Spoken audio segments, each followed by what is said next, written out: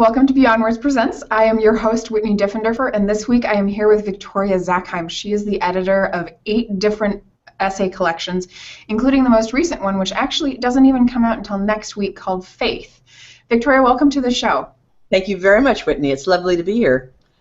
And I want to make sure that everybody knows, because this is going to be a very provocative conversation, that you can participate by submitting your questions via the Google Hangouts app, and be sure to subscribe to our channel on YouTube, like us on Facebook, and follow us on Twitter. Victoria, you have already done this presentation many times, and one of the things that I'm super fascinated about is just the path to this book. How did you even start to write about faith? What is this? It's very interesting that you ask, because it's a journey that's been very slow moving over the years. And about maybe 2 years ago, there were enough things going on in my life, changes that were taking place, that I began to see my relationships with my friends much differently. And I realized that there was so much about those relationships that I had never been able to really open myself to. For example, the extremely warm and loving reception that my friends give me, but I always thought that they liked me very much. I realized that they actually loved me, and I wondered, what else do I not know about me and about what's going on with my life? So I began to think about it, and one day I was driving home to San Francisco from Los Angeles, and I began to wonder, what do I believe? I mean, at my age, I probably should have that question figured out by now, but I wasn't even close. And it was very early. It was probably 4:30, 5 o'clock in the morning. The sun was coming up. I was coming up the I-5, which is a really pretty hideous highway that runs straight up the middle of California. And I pulled over to look at the sunrise because it was so extraordinary. And it wasn't as if I had a God experience, but I thought, cars are whizzing by, and that sky in those colors will never be the same again in our lifetime, that particular configuration. And I looked at it and I thought, it made me think more about what I believed and what was important to me. And as I drove on, this book started coming into my head. And by the time I got back to San Francisco, it seemed like I'd been in the car for an hour, because I was just thinking and thinking and thinking. And the next thing I did was I came into my place, I opened up my my computer, and I emailed my agent. And Jill Marshall's wonderful. She's got great instincts, and if she says it's a terrible idea, I let it go. And she said, "Oh, I like it very much." She said, "It's a hard subject, but I think it's an important book to do." And so I put together my list of the authors that I wanted to participate, and based on authors I'd worked with before and a few new ones, and then I wrote the proposal, and luckily for me, Beyond Words bought the book, and it's been an extraordinary experience working with you. So hi, and thank you. Well, thank you so much. And Victoria, you're going to read for us from some of the essays, and I've had a chance to read a little bit of a few of them, and I just love it to give a taste to the people watching, because they are so different. They are. They're as different as the people who wrote them. And I have to tell you that there were a few, before they came in, I knew exactly what the writers were going to write. I was totally wrong. It was a fascinating experience for me, and part of the whole moving through questioning myself what I asked them. So let me do a little bit of reading here, and it's a very short introduction, and then I'm going to share some of the excerpts with you and with the viewers, and I hope that you like them. I've tried to choose very different ones, and we'll see. So, are we ready? Great, go for it. Thank you. Whether we're believers or skeptics, agnostics or atheists, or find ourselves shifting from one position to another, we all believe in something. Call it God, Allah, Mother Nature, many gods, or even none. Today I'd like to share from my anthology excerpts from several personal essays. Some are deeply moving, others I consider laugh out loud funny, and each one is as different and individual as the wonderful writers who are sharing their thoughts, emotions, joys, and fears. And by the end of this little reading, I'm hoping that people who are watching will understand what faith means or doesn't to many, and perhaps maybe ponder their own meaning of faith as well. So, again, how did it all begin? Well, it would be very exciting if I could tell you that I was in the Himalayas, perched on a hillside, or high up in the mountains, you know, at 150,000 miles or whatever it is, sitting outside an ashram, and suddenly this just came to me. But as I said, I was actually in my old Volvo on a stretch of highway, going by the slaughterhouses and thinking, oh my God, if I can hold my breath long enough, I will. And yet I managed to think about faith. So this is a little bit from the introduction to the book. Have you ever been faced with an event so traumatic, the death of a loved one, being deceived by someone you trusted, suffering a public humiliation, that you wondered if you would survive or if you wanted to? And then time passed, the pain eased, and life went on? Looking back, what was it that gave you the courage to move forward, to place one foot in front of the other, to choose action over stagnation, hope over cynicism? Was it your family? Your need to win over adversity? Perhaps it was pride that drove you forward, or the unwillingness to be viewed as a victim and prey to someone's cruelty.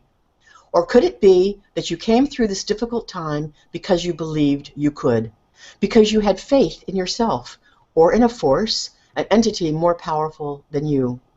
It wasn't so long ago that I would not have asked these questions. In fact, any discussion of religion, spirituality, faith, and dare I say it, God, ran counter to everything I was taught by a mother who loathed religious doctrine. I cannot say for certain what shifted in me, what force or curiosity or awareness planted its seed in my heart and began to grow, but its presence was powerful enough to cause me to take notice. It also made me wonder if others shared my confusion and my struggle to understand. As I contemplated this shift and thoughts of faith and what I believed, these all increased. And what role was faith playing in my life, I wondered, or did it play a role at all? And what really is faith? I mean, is it religion, or a belief in the goodness of humankind? Is it a belief in ourselves or our societies? I decided to contact a few writer friends and asked if they would be interested in writing about their faith. One writer, a friend of more than a decade and someone whom I had assumed was an atheist, informed me that she would love, that's her emphasis, to write about her spiritual beliefs, while another friend who used the name of God in much of her writing informed me that she was a devout atheist, and could she write about that? Friend number 3, a novelist whom I'm quite certain would give up her life before giving up her faith, came back with such unbridled enthusiasm and support that I dared not turn my back on the idea. And now here we are, 24 writers, opening our hearts and our minds as we share what we believe, prepared to reveal in voices both hushed and loudly passionate our most personal thoughts about faith. The author and philosopher Soren Kierkegaard wrote, "The function of prayer is not to influence God, but rather to change the nature of the one who prays. But I ask you, must we pray to express our faith, and must faith always be tied to God?" In the process of creating this collection, I began to wonder if we redefine faith as our life moves on and we redefine ourselves. Perhaps 10 people give it a different name, yet feel it similarly. Some of the contributing authors believe in religious faith while others do not, and a good number believe in the kind of faith that comes from hope, while others eschew faith in all of its definitions. The polarization of faith is explored in this book. At one end, we have Malachy McCourt and his rant against all forms of religious beliefs. At the other end, we have Anne Perry and Maura Pearl, whose faith embraces and sustains them through every step of their lives. Diane Reinhardt uses the advent of advanced robotic technology to explain her concept of faith, while Rabbi Frank Smith introduces a faith-based organization of Muslims and Jews working to bring peace and balance to the Middle East.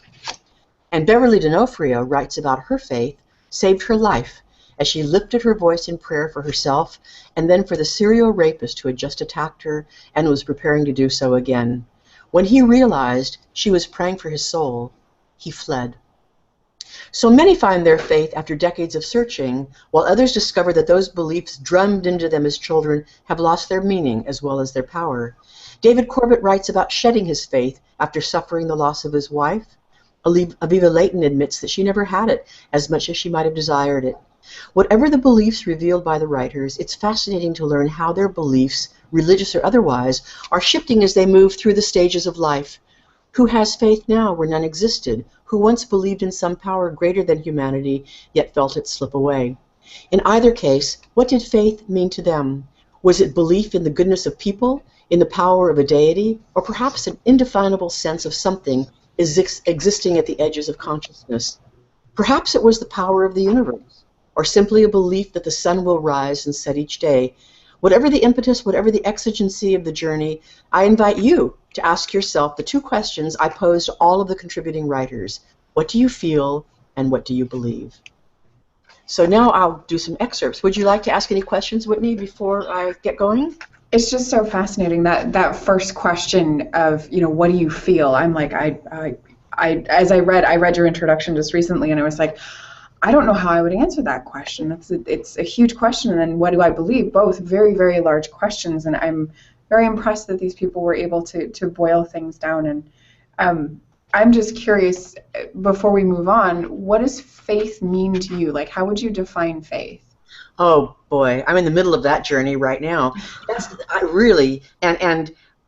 And I've never been sure about it because I came from such an atheistic family. My mother was what I called a mean atheist. If you believed in God, then there was something wrong with you. Mm. But for me, even as a little girl, I wondered how true that was, but I knew not to fight it with her because she was a very good debater, and I couldn't win. But now I think at my age, I'm looking at things very differently. People say, oh, don't tell me that you look at a beautiful sunrise and you burst into tears and you feel God running through your body. I said, no, but I do stand at Big Sur and look out at that magnificent coastline, and I think there's got to be something bigger than I in this world.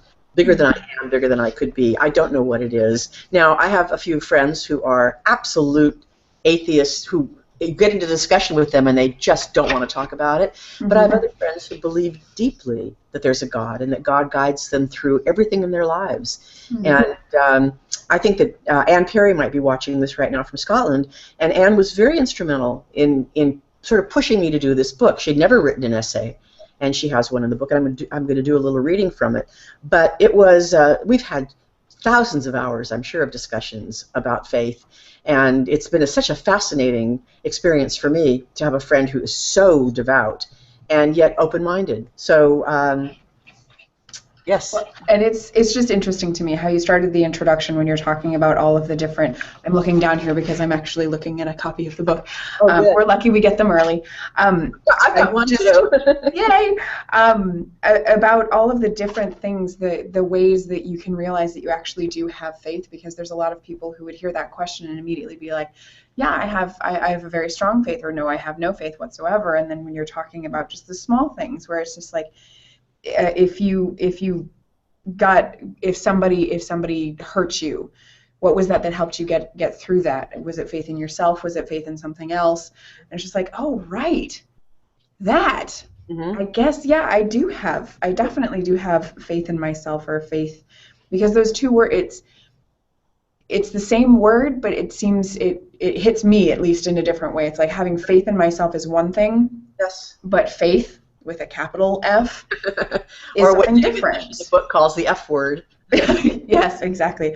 Well, I was fascinated by that, so I just wanted to say something. And before you launch into your speaking and into your readings, I just want to let everybody know that they can get a copy of the book at www.beyondword.com/faith at half price. So it's $8, and if you go to that site, you can get it for that really fantastic price. Better than Amazon, better than anywhere you can get it, and you can pre-order it for that price. So please do read. I'm fascinated, and I'm excited to hear what they've got to say. All right, great. As I said, there are quite a few authors in here who are friends. Some of them I didn't know. This is actually my 6th anthology, but with the first one, I didn't, I had never done it, so I invited people in, and as the time has gone on, many of these people have become friends, men and women, and every once in a while, well, with every anthology, I try to bring in at least one writer who hasn't been published, but who should be. And that's always a thrill for me, to work with that writer and the excitement that's generated on both sides. They always think that I'm doing them a big favor, but it's not true. They're doing it for me because it's like the Hebrew word tzedakah. When you give something to somebody, they think of it as a generous donation, but what you're really saying is thank you for giving me the right to share this with you, to give this to you, for the feeling that I get. And that's what I get when I bring in writers who are unpublished. I feel it's a sort of tzedakah. So this is screenwriter and director Bonnie Garvin's take on faith. And Bonnie is one of my very favorite writers. She doesn't know how well she writes. Many years ago, a co-worker in the theater asked me what religion I was. I told her I was an atheist, and she looked astonished, as though she couldn't believe someone she knew and liked was a heathen. With trepidation, she probed me further. Then what do you believe in? I replied that I believed in nothing. She insisted I had to believe in something. I explained that my nothing was the something to which she referred. Religion is and always has been anathema to me, a tale told to children like the Tooth Fairy or Santa Claus. I don't believe in God or a spiritual being. I believe life ends with death, and to me, my belief seems simple and from a scientific point of view, accurate. I've intentionally kept myself ignorant about religion. Once I decided to opt for rational thought over religious thought, it seemed pointless to learn the countless practices and symbols people create to convince themselves life is eternal. I was born into a Jewish family, but was an atheist before I even knew what that meant. My parents were Reformed Jews, which is the branch with the most liberal interpretation of the Bible. At 8 years old, my goddaughter tried to explain the branches of Judaism to her Christian friend. To the amusement of us all, she innocently described Reformed Jews like herself and her family as, quote, the lowest form of Jew, unquote. My parents sent my brother and me to Sunday school, and as soon as I started to study the Bible, I knew something was amiss. I loved the stories, particularly those that involved women like Ruth and Esther, but a talking bush and the parting of the Red Sea, oh, those were among the many that aroused my skepticism. I will say, however, that Lot's wife looking back at Gomorrah and turning into a pillar of salt got my attention. I realize many so-called believers don't take these stories literally, but rather as metaphors. But metaphors for what? Surely not that we're all going to end up on kitchen tables in salt shakers. So what is it supposed to mean? My parents, particularly my father, thought religion was nonsense, although he tried to keep his opinion to himself. I discovered the truth after I inadvertently overheard an argument between him and my mother. She wanted my brother and me to have a religious identity because, quote, how would it look to the other Jews if we didn't send our kids to Sunday school? Oh, I graduated Sunday school and was confirmed, although to this day I have no idea what that means. It's wonderful. That's great. This next segment is written by Christine O'Hagan. Well, before you move on, we actually do have a viewer question, and they've asked: is belief is belief and faith the same? Oh my goodness, that's such a hard question, and a lot of the authors confronted this in their essays. Is belief? Do I believe in the eternal goodness and the humanitarian capabilities of mankind? Yes. Do I believe that there's something out there that pulls us together? Is it a deity? I don't know. I don't know. Do I have faith that we can all be generous and kind to one another? I absolutely do. But whether or not belief and faith are the same thing, I can't answer that. I'm not sure I'll ever be able to answer that. And I know that there are people who answer it with great conviction, and they're very comfortable with it, and I hope that they email you and tell me what they think, because I'd like to know. Well, and if you do have a perspective, please do use the Google Hangouts app and let us know, because we would love to hear what you've got to say too. Absolutely. I'd love to hear from people. So shall I continue? Absolutely. Okay. Christine O'Hagan is a favorite writer of mine. Again, she's a brilliant writer and has no idea how well she writes. And yet, she always says yes when I invite her into an anthology. So, and she never holds back. She's one of those rare writers who can talk about the most heart-rending situations and sometimes make it funny. So let me share a bit of Christine O'Hagan with you. Although in her later years, my mother went nowhere without rosary beads wrapped around her wrist and a tarnished miraculous medal tucked in her change purse that she was forever handing supermarket cashiers in lieu of a dime, she was a young woman who went to Mass only under duress and referred to the solemn annual Blessed Mother processions as the goddamn nuns walking in circles. My father, convert to Catholicism, went to Mass every Sunday, but instead of sitting in a pew with everyone else, he stood by the door, ready for the quick getaway, obsessively checking his watch and peeking through the door's stained glass panel like someone waiting for a broken-down train. When the ancient, cadaverous head usher once stopped my mother and me in the doorway of the packed church and irritably informed her that I did not belong at the adult Mass, but at the earlier children's Mass, where I'd been traumatized the week before by a girl sitting next to me, passing out, pitching forward, landing on the purple leatherette kneeler in a puddle of pink crinoline, looking like a headless heap of cotton candy, and the boy on my other side leaning over and casually throwing up on my shoes. My mother irritably suggested, sotto voce, and yet at the top of her lungs, that the head usher take the children's mass and shove it up his ass, an inadvertent rhyme that made the congregation snicker and gave my mother even more of a reputation than she already had by upending the shuffleboard table onto my father's foot one Christmas Eve in the Liffey Tavern. I was a fretful, nervous child, I can see why, confused always as to the quality and quantity of sin. Was I a mortal sinner or a venial sinner, an occasional sinner or a repeat offender? I went to confession every week just to cover the bases. On my first communion day, I broke the string on my new pearl rosary beads and somehow managed to inhale 4 or 5 before sneezing them all over the marble floor. Then there was the Saturday afternoon. I was coming home from Michigan's pharmacy with a bottle of Miss Clairol's copper penny hair dye that my mother was too proud to buy for herself, and brought it with me into the confessional, where I dropped the bottle, it shattered, the priest ran out of the confessional screaming like his hair was on fire, skidded on the mess, grabbed for the holy water font but missed, then fell to the floor. Or so I was told. By that time, I was 3 blocks away. That's Christine. That's Any other wonderful. questions before I go on? No, not yet. Good. Now I'm going to do Ann Perry's piece. Ann Perry has found her religion to be friend and support, guide and teacher, and her belief is deep and sustaining as anybody I've ever known. And certainly she questions, but who does not? But at her very core is a belief that supports her through all of life's challenges. So let me read a little bit from her story. What do I believe? It has been a long journey of discovery. There have been hesitations and errors along the way, and no doubt will be more, because I'm still learning, both about myself and about life. I have 2 voices within me. In my head, there is that of my father. He was an astronomer and theoretical physicist. I remember him teaching me when I was about 3 that the sun was a star like any other, and about 9 minutes away at the speed of light. At the same time, he also taught me that Nazis and Germans were not necessarily the same thing. That was the more important of the 2, because we were in London, and it was the darkest days of World War II. The message was clear: don't label and don't judge. He believed in the immeasurable beauty of creation and the love of knowledge, but not in God. He looked at what man has done and continues to do in the name of religion, and he found it abhorrent. To him, kindness was the great virtue. The other voice is in my heart, and it is that of my maternal grandfather, whom I knew only through the memories of my grandmother. He was a chaplain in the trenches during World War I, and he was also, by the way, the hero of her mystery series set in that time. It was she who told me the stories of the New Testament in her own search for the same strength he had possessed.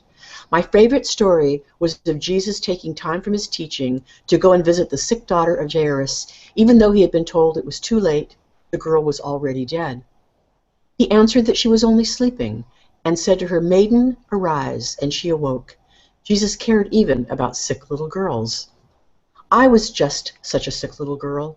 On one occasion, the doctor told my mother he would come back in the morning and sign the certificate of my death, but she would never give up. He returned to find my fever broken and me arisen. That story sank deeply into me because I need to believe that God cares for even the least significant of us. As I grew up, I learned much of regular Christian teaching at school and philosophy and morality at home. Perhaps most of us do. It was a time when courage, loyalty, honor, and kindness were the giants of virtue. So, what do I believe? It must make intellectual sense, even if my understanding is still incomplete. But more than that, it must make moral sense. How can I worship a God who's unfair? I cannot accept that anyone can be guilty without knowledge of both good and bad, or more likely, better and worse, and they must have the ability to choose. Blame without responsibility is inherently unjust. Would God have created us, then told us not to seek knowledge of the difference between good and evil, and expected us to obey forever? Could anyone be so blind to human nature? And that doesn't even address the question of why he would wish us to remain innocent, when it is essentially the same as ignorant, without growth or experience. That is the same as not being born at all.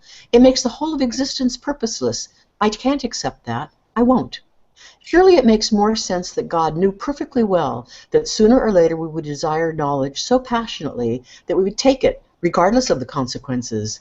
But with knowledge comes accountability and the beginning of growth. And since we must abide both the good and the bad of that, it has to be our own choice. To me, that makes sense. And it is the beginning of something beautiful. A mutual trust. A picture is emerging.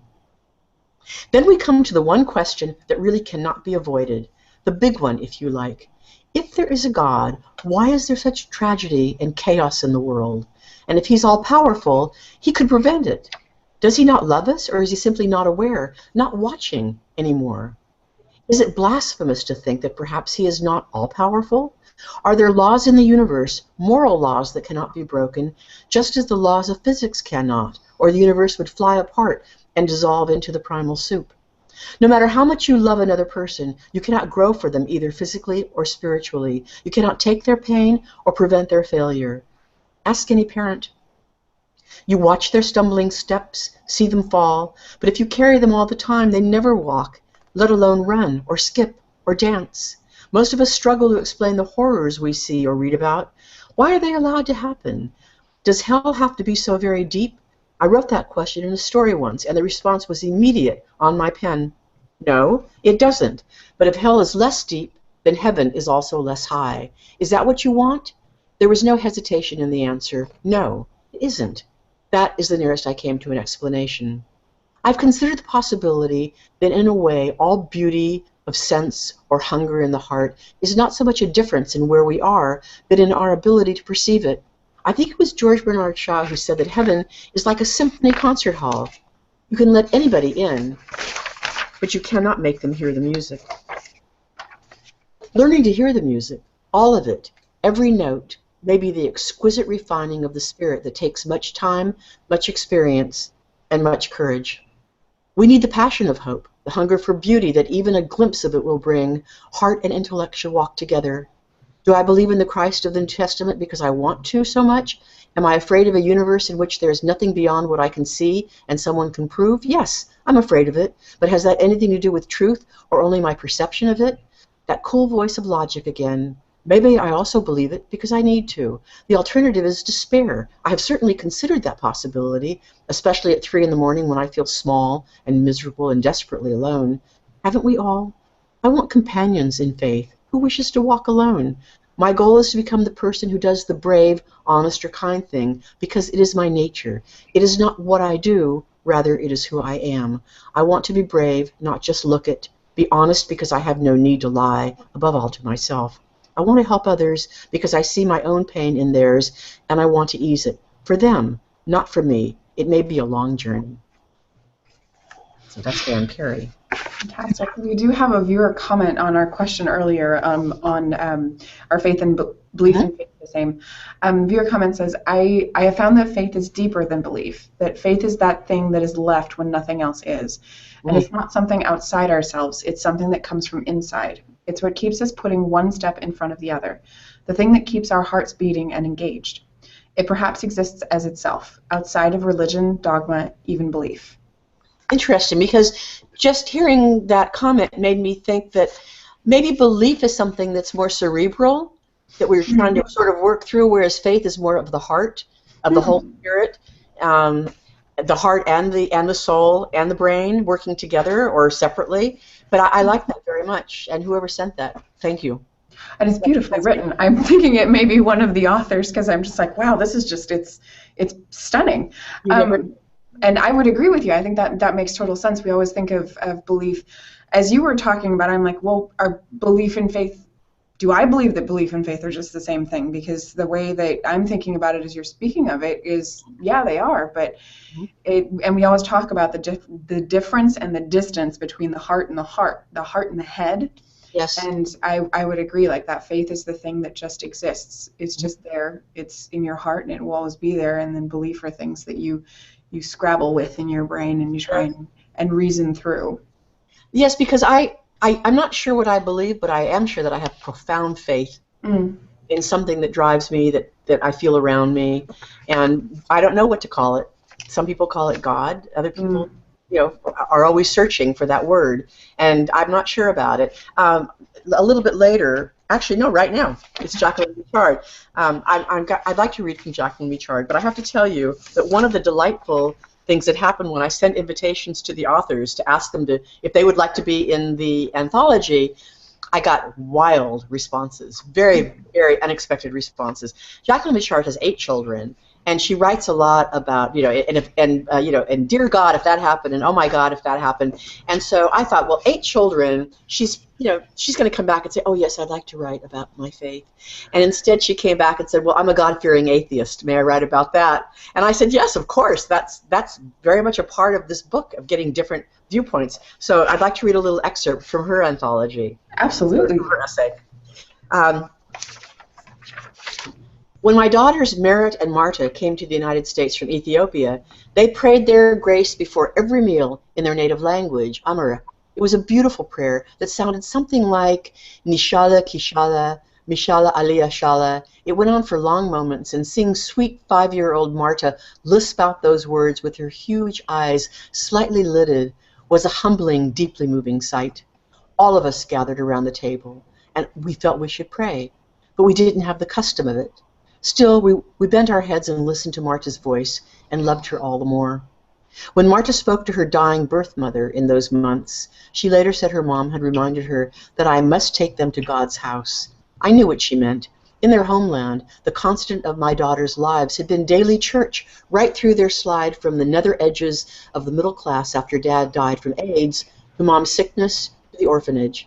They were devout Ethiopian Orthodox, and I sometimes think that if I were a person worthy of them, I would have found a way to continue the tradition of their early childhood, which so sustained them. Instead, I took refuge in hippie, albeit Emersonian, existential platitudes. God is all around you, in the storms in the sea. God is in the face of those you love.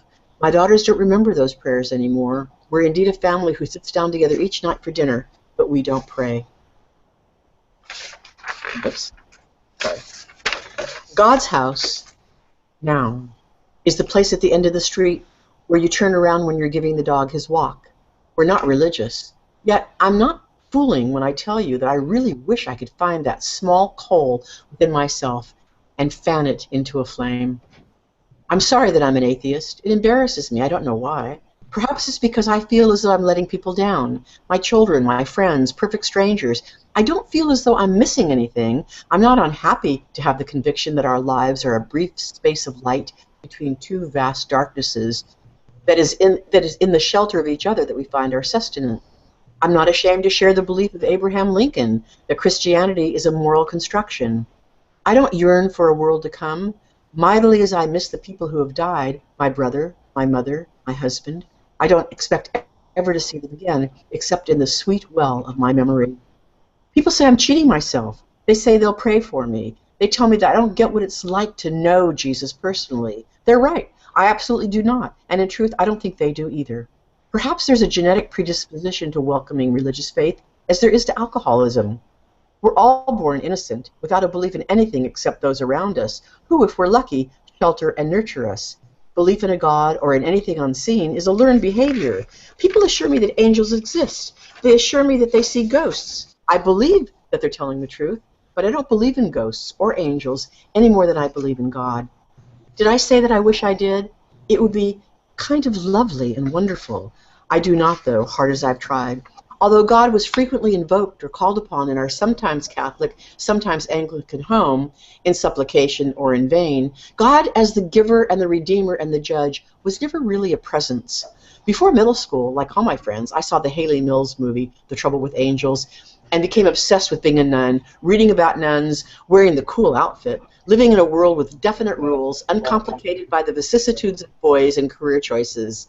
Then in high school, I read the Bible through twice, loving the language and the stories, but that small coal never ignited. While my friends are nothing like the clerical bullies, quote unquote, that the late and acerbic Christopher Hitchens so railed against, they do offer opinions that ruffle my feathers. Here are some of them. Don't you think your kids need a moral structure? Of course I do. And I think also that the most successful structure parents can communicate comes from example. But that answer makes me sound like a ninny who considers herself a flawless being, which I don't. I just don't need a deity to help me teach my kids right from wrong. Don't you need something to believe in? Yikes, absolutely. And there are plenty of things I do believe in. Justice, acceptance, charity, human kindness. I don't believe that good character emanates from a deity, although the Judeo-Christian ethic is a perfectly good way of living. Have you tried opening your heart? Yes. Newly widowed, I remember coming alone into the quiet house, paying the sitter, taking off my shoes, hanging my coat in the closet, and then concentrating every neuron, whispering, God, here I am, your child. Please be with me. But there was nothing in the hall except me, a lonely young woman with wet hair and no money, shaking out her umbrella and trudging upward to the bedroom. Don't you think that some exposure to values will help prevent your children from getting in trouble down the road? Why, yes, I do. Not long ago, I was at a dinner with 7 or 8 professionals and well-heeled moms at home. All of us had teenage children. One of the women was a defense lawyer. At the end of the meal, she passed out her business card. I smiled but didn't take one, and she noticed. Oh, said she, don't think you'll be needing me, huh? These folks know better. I'm not fool enough to think that none of my kids will ever get in trouble with the law. One already did years ago. When stopped for a broken taillight, he learned he had $600 worth of jacked up parking tickets. It was the Friday after Thanksgiving, and the judge wouldn't be in until Monday. Our hearts breaking in tears, we let our son sit in the Rock County jail for 2 days. Do you think Yahweh could have been sterner? Probably that was too stern. As the firstborn, he gets all the travail. Friends said some things are more important than principles. But is there anything really more important? Principles let you live within the group, prosper, be loved, and share in the good things. And then the question somebody asked her, that impulse to be good and do good, don't you think it comes from God? No, that impulse comes from self-preservation. I suppose I could have a conversion experience born of hard times, but I've had very hard times. Losing my parents young, witnessing my father's abuse of my mother, the death of my husband, losing all my money, multiple losses of pregnancy, and that hasn't yet changed my mind. Now, don't be misled by thinking that it was bitterness over God's reaction time and consoling me over these and a dozen other concussions that kept me from giving myself to faith. I'm not even cynical. I probably never had what Quakers called that of God within me, although Quaker meeting was the only form of religious gathering I ever enjoyed. I never felt the call to prayer, although at times I am deeply, deeply superstitious, calling on the saints of my youth, especially St. Anthony and St. Francis de Sales, because saints at least knew what it was like to be human. So that's Jacquelyn Mitchard. That's fascinating. It's a view on atheism. Well, atheism, and we're actually publishing a book in March, just after yours, called "What If I'm an Atheist?" and it's for teens. It actually just answers and talks about that question. It's like, what is atheism? What does it mean to be atheist? And just the way that Jacquelyn puts things, it's like, wow, I can really see that, like the logic. And why do I just have this faith in me? Why do I believe in something that's bigger than me? Why?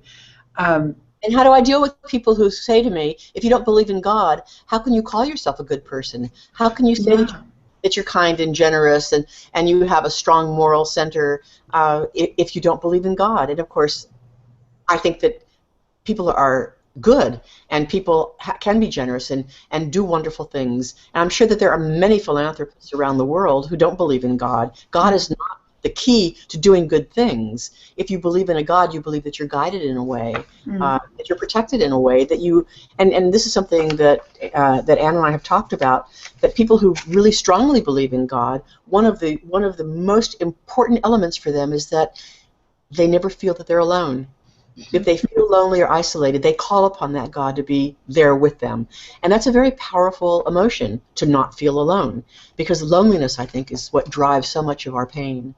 Because we've created a society, especially with technology, where we can be very lonely people. I can sit in my loft in San Francisco for 2 weeks and never go out if I have enough food to sustain me, and not see a soul or speak to a soul. I could do it if I'm working on a project. I've done it a few times. Is it healthy? No, it's not. Because we're not, I don't think we're meant to be alone. I think we're meant to be companionable. And so my friends become extraordinarily important to me, reaching out. And on that note, I have a friend who's been a friend since he was in his early 20s and I was in my early 30s. And he had a very interesting journey to get to where he is, from student at UC Berkeley to their official photographer, a brilliant photographer. He's had more than 100, if not even 200, of his photos in The Economist magazine. He lives in Britain, in London now, with his British wife, and he's now a rabbi. And Rabbi Frank Dabba Smith. Well, and I want to just throw out there before you read his essay, or the excerpt from his essay, that if any thoughts come to you, if you want to submit comments so that we can talk about them, please be sure to use the Google Hangouts app so we can hear what you're thinking. Great, thank you. Okay, so this is what Frank had to say. He's doing a lot of interfaith work between the United Kingdom and the Middle East, especially between the Jews and the Muslims. And let me share this with you. Tragically, pain often doesn't teach us moral values, such as the virtue of universal compassion. Thinking about the extreme example of Nazi Germany, and one must do so as the State of Israel was formed in the aftermath of the trauma of the Holocaust, an attempt was made by the Nazi regime to purge the earth of perceived enemies, based on a sense of victimhood and impending annihilation. In the end, this unquenchable and hateful quest for strength and purity offered only death and destruction to adherents and victims alike. Fascism and genocide, with its rejection of human difference and compassion, is an eternal human tendency hardly confined to any particular historical age or group. And yes, sadly, there are Jewish fascists too. With respect to the Holocaust, my faith impelled me to examine further than surface appearances and blanket judgments. I learned in the 1990s that the makers of my camera, the Leica, had helped persecuted people throughout the time of the Nazi regime. My curiosity took me to Germany to meet with the descendants of Ernst Leitz II, who owned the factory that produced the Leica. His grandson, Knut Kuhnleitz, received me warmly, and together we've been on a quest to learn more about the altruistic efforts of his family. I'm currently writing up my research as a PhD dissertation, and in doing so, situating the behavior of Ernst Leitz of Wetzlar within a historiographical context that includes evidence-based academic studies of other countries operating in Nazi Germany. Other companies. This has been a fascinating journey, both intellectually and in terms of my faith, as I've discovered that courageously helpful human relationships can ameliorate, in some instances, the cruel effects of the most hateful and persecutory regimes. So where does this leave me and others who adhere to and wish to express in an active way faith values consisting of a reverence for all life, inclusivity, coexistence, and the cherishing of differences with respect to the situation today in Israel and the Middle East?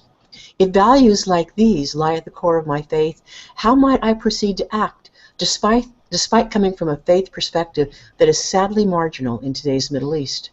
Fortunately, there are a number of small, non-governmental groups that operate in the region and do not fall prey to narrow nationalism and the need to humiliate or dominate those who may be different.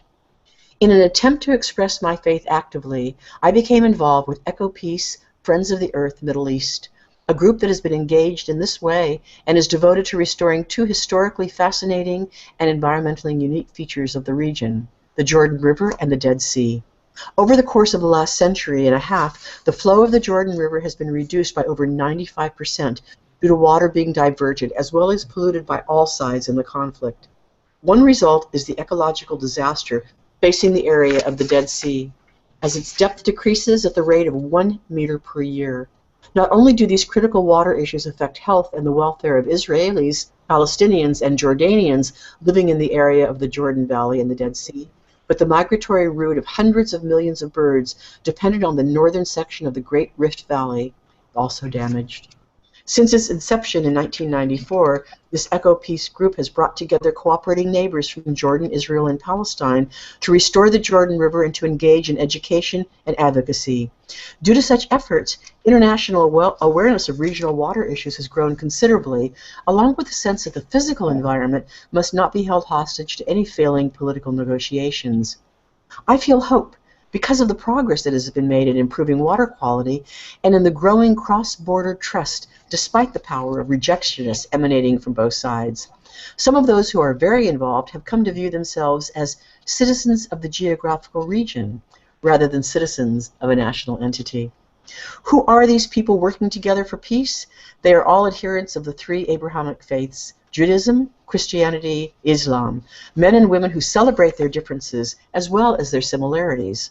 All of them look to their faith as a source for instilling awe and reverence for nature, as well as for their fellow human beings, regardless of faith, or no faith, or their national background. People of no explicit religious faith find common cause in friendship, because the best of what are routinely considered to be solely secular values, humanitarianism and reason, are also respected by their explicitly religious colleagues. So how does my involvement in these humanitarian goals define my faith, my concept of God? Coming from a standpoint of openness with respect to human beings, how can I possibly limit an incomprehensible God through description? For me, the word God is simply a label, signifying human projections assigned to overwhelming mystery. If life is indeed mysterious and precious, then shouldn't my relationships with other humans be guided by gratitude, respect, and humanitarianism? To some, this may sound rather obvious, but given the prevalence of sloppy tabloid reasoning and sheer cruelty in our world, it is a constant critical struggle demanding one's vigilant attentiveness and best energy.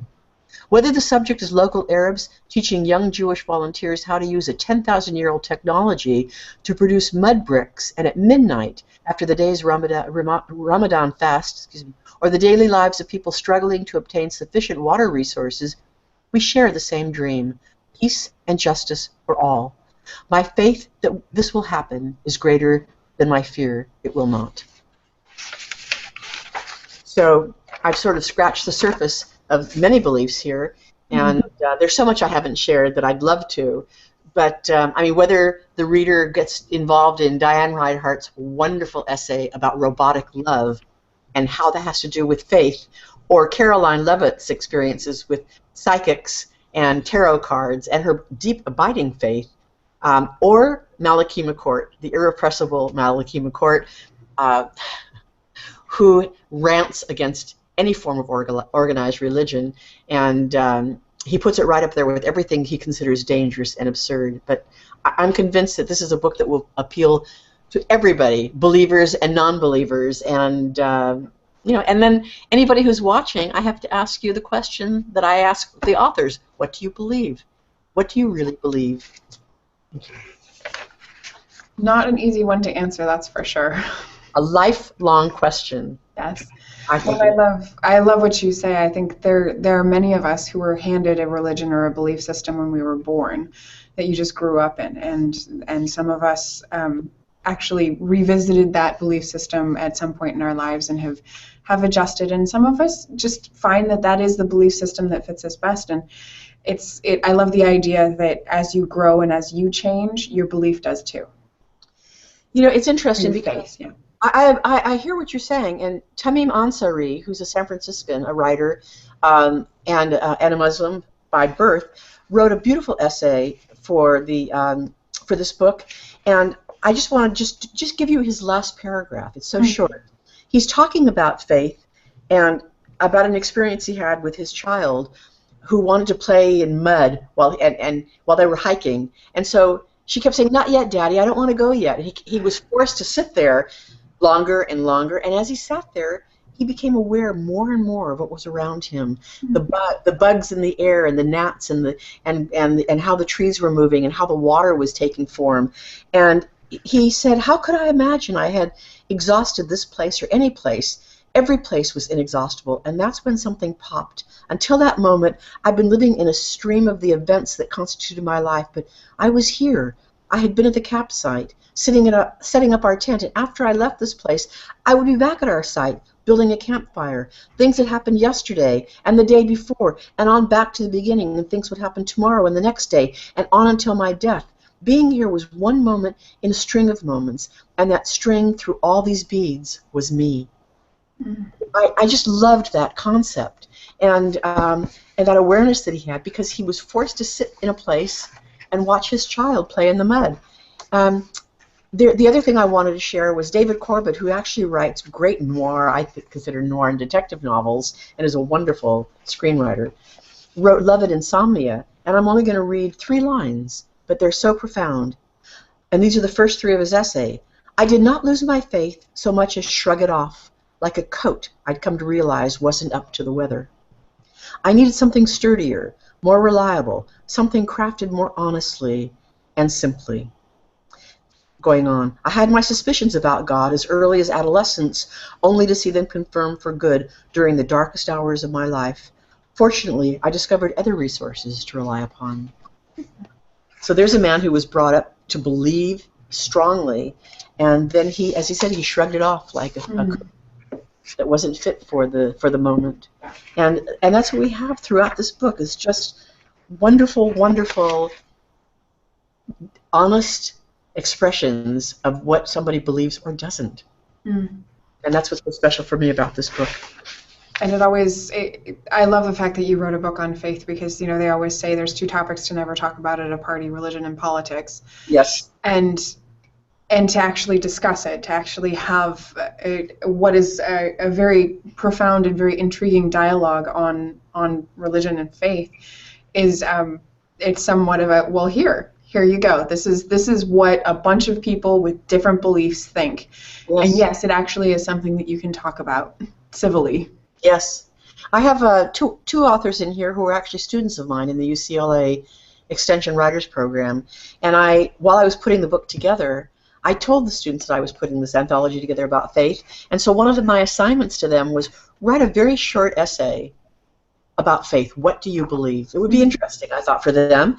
And when the book came out, they could see how their responses compared or contrasted to those of the authors. And Jennifer Pierce, who's taken a few classes from me, and I consider a very gifted writer, wrote this: "In the early spring of my 50th year, I had an epiphany while driving. On a hillside near Lake St. George in Maine, I saw the sunrise in my rearview mirror, a glowing red disk in a mauve sea of sky. Directly opposite, crowding my windshield, the full moon was setting. In this moment of almost perfect alignment, I was devastated by a familiar sense of utter aloneness, of having no one near to share that moment. I pulled to the side of the road. It was then that I knew I was truly glad to be alive, that I was one with the universe and therefore not alone at all. I also understood that my reason for being was simply to be a witness of such ordinary yet magical events in the natural world, that possessing human eyes connected to a human brain was an extraordinary gift, a gift of nature not to be squandered. The miracle is in my being at all, that mind, body, and soul brought to light by the infinite looping of the universe at this particular moment in time and space, never to be precisely replicated." I just thought that was absolutely lovely. Very much so, yes. And I asked her permission to use it, and she said she would be delighted. And if in the course of our chatting here I can casually, without anybody knowing that I'm doing it, whip through and find the other student. Well, we do have another viewer question, so right. as I read it, please feel free to flip through. The viewer question is, how would you help teens or younger people navigate faith, especially those who are actively seeking? That's an interesting question. I have granddaughters, twins who are 12, and we haven't really had this conversation yet. I mean, they go to Sunday school, and and sometimes they're okay about going, and sometimes they're not.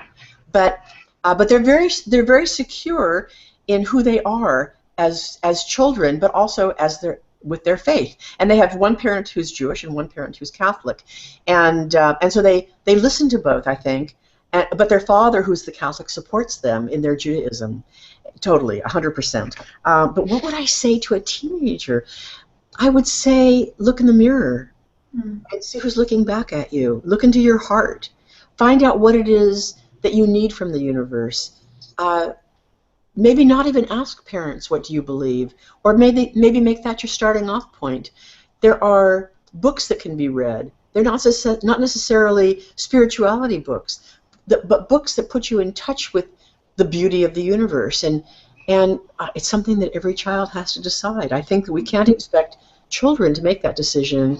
We can pound into them what they believe, and then they spit it back. In fact, I was watching a program with my children, and about children who are geniuses, and one little boy who's in this competition stood up in front of the judges and said, "Before you ask me any questions, I don't believe in the Big Bang, and we were created by God, and there is no such thing as a Big Bang, And they said, well, okay. And everything about him is about Jesus and his love of Jesus, and it's from his home. And my granddaughters were watching this with me, and they said, wow, that seems to be a fairly, he's very sure of himself. I said, he is, but I hope that he grows, because he's a genius, to also understand that there's a whole world out there. He has to open his heart and his mind to it. I'm not telling him to change his faith, but I'm asking him to be aware as he gets older of more accepting that other people have their faiths. And I think that's probably the most important thing that you can teach a child is believe what you believe, but understand that we all have different beliefs, and they're the right ones for us, that nobody's wrong.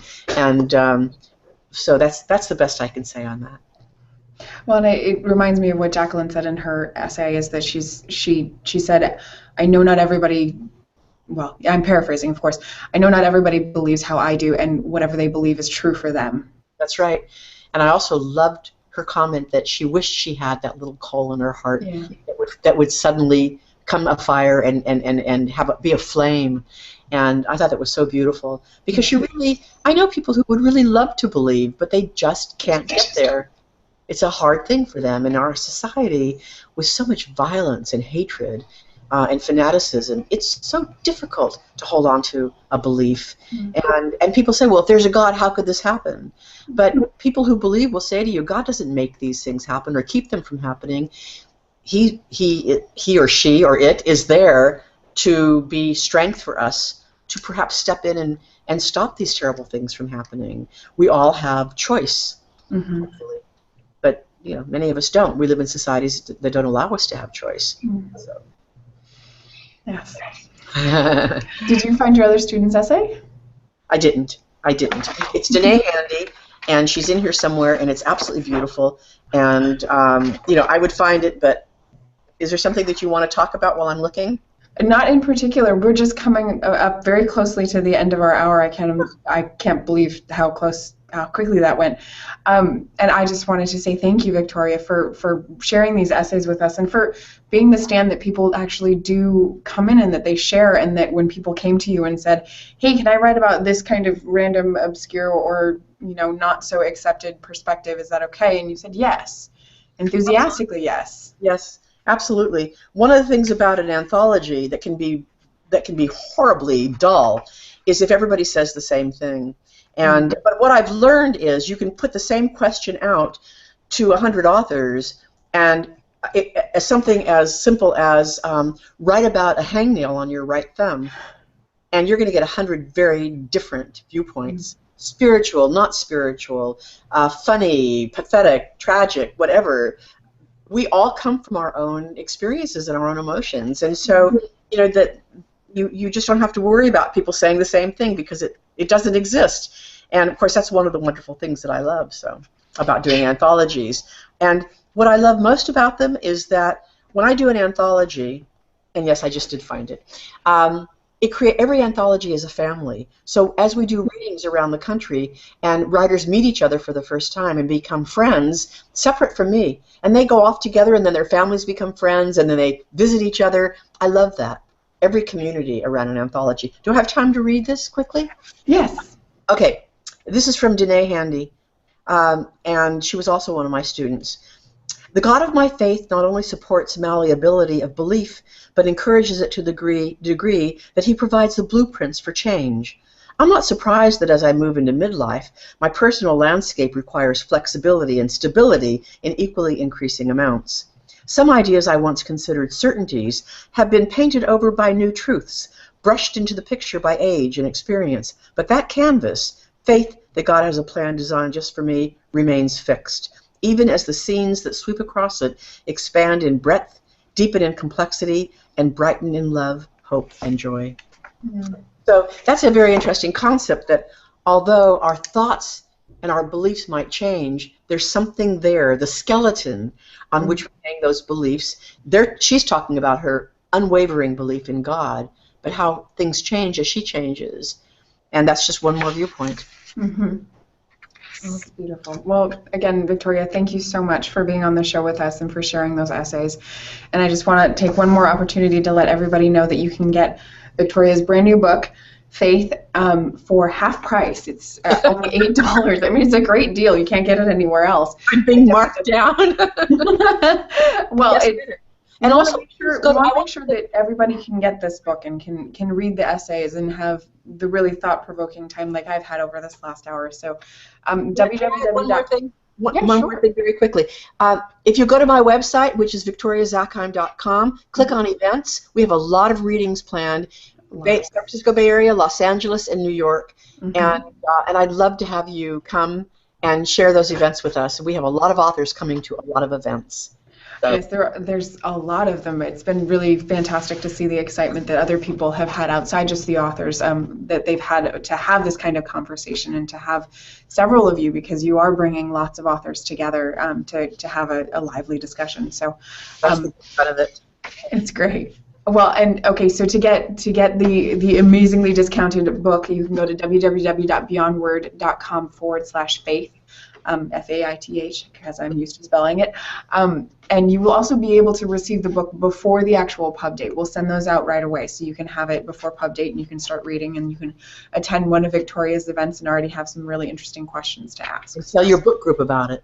Exactly. It's a perfect book for book groups. Yeah, and if you have Skype in your book group or a speakerphone, I can join your book group from afar. I love doing that and talking about it. Fantastic. Yeah, you can do that. You can just get in touch with us here at Beyond Words. You can go info@beyondword.com, and we will get you guys all hooked up. Good. Well, Victoria, again, thank you so much for being on the show, and I want to let everybody know that next week we will have Karen Herring on the show. She's the author of the book Writing to Wake the Soul, and she'll be talking about how to use writing to cross what she calls thresholds in our lives. So places where we're having deep change, how we can use writing to help ourselves move through that. So it'll be a great show, same time, same place, and we'll see you then. Send me a link. I want to watch that one. Absolutely, we will. Thank you very much, Whitney. Thank you. Okay, bye-bye.